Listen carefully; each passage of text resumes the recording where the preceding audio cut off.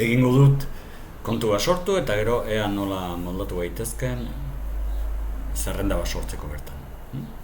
Orduan, hemen, eta gero,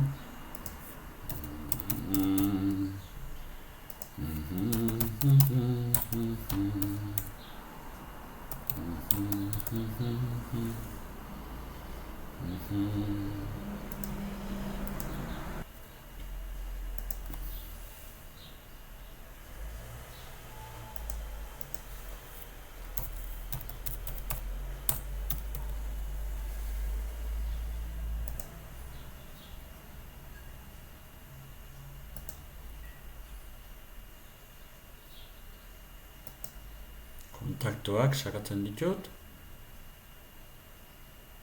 Baina. Sortu. Eta hemen sartu beharko dituzke ikasleen izenak, bai? Mikel. Eta e-posta.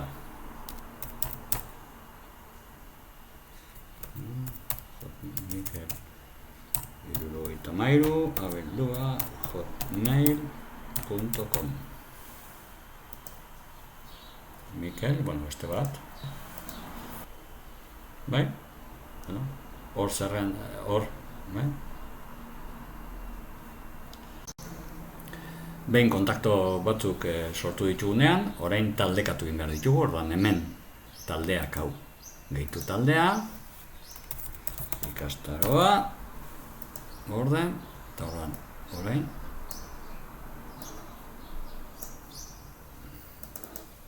Bai, arrastak eraman ditut eta hortxe dut, ikastaroan.